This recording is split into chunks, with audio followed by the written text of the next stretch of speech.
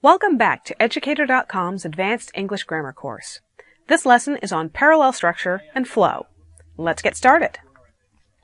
Alright, we begin as always with a brief lesson overview. We're going to look at the question, what is flow? When somebody says your sentences need to flow more, what do they mean? Well, they usually mean parallel structure, correct placement of modifiers, and avoiding fragments. So we're going to go through all of those things, and then we're going to do some practice. Alright, what is flow? Writers and English teachers use the term flow to describe sentences that seem to run smoothly, with no unexpected breaks or grammatical oddities or awkward uses of the English language. The idea that a sentence flows means that you read through it and your eyes just slide right through it to the end and you get the meaning and you don't stop to look at how the sentence is put together or why did they say that or there's nothing to pull you out. It's like water flowing through a stream. It looks like one continuous thing from a distance.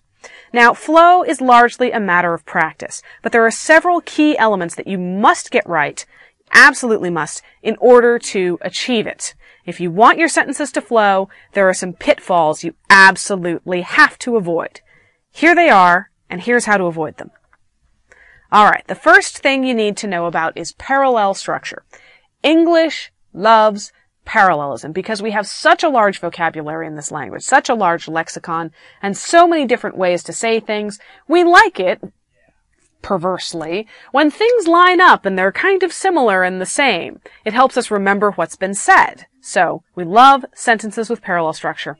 If you can possibly phrase items on a list or similar ideas within a collection in a similar grammatical form, do so. Basically, the idea is if you've got a whole bunch of things that are all in a category together, try to say them in approximately the same way. So, here's a sentence that's not parallel. Please go to the store and buy milk, eggs, and a loaf of bread. Okay. It's not a bad sentence. There's nothing wrong with it except that your brain is going milk, eggs, and a loaf of bread. And you stumble all over it, and you sit there going, wait, there's something not quite right about that sentence. Well, I'll tell you what's not quite right about that sentence. It's that you've got a loaf of bread when everything else is just milk and eggs. Short, short, long and clunky. So what you do is you make it parallel, and there are two ways to do it. You could just say, please go to the store and buy milk, eggs, and bread. Nice, smooth list. Very parallel. It's also parallel to say, please go to the store and buy a gallon of milk, a carton of eggs, and a loaf of bread. Either of those will work just beautifully. The important thing is to be consistent, to be parallel. Let's look at another example. It's not parallel to say, good writing includes good spelling, grammar, and punctuating. Why is this wrong? Well, quite simply because if you are talking about the concepts, okay, you're using them like nouns.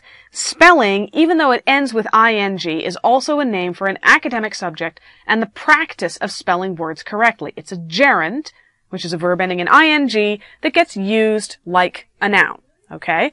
Grammar is a noun. Punctuating, unfortunately, is not a gerund. If we want to talk about the practice of using punctuation marks correctly, we say punctuation. So what we did in this sentence is we went thing that acts like a noun, thing that is a noun, thing that's definitely not a noun. Well, now we're all confused and dissatisfied and unhappy. So let's make it parallel so that all of your English listeners can go, oh, that's nice, yay, and on we go. It's parallel to say, good writing includes good spelling, grammar, and punctuation. It flows nicely from beginning to end, and nobody gets any nasty surprises. Alright, modifiers. What is a modifier to begin with? A modifier is any word or phrase that modifies another word or phrase. It's a word or group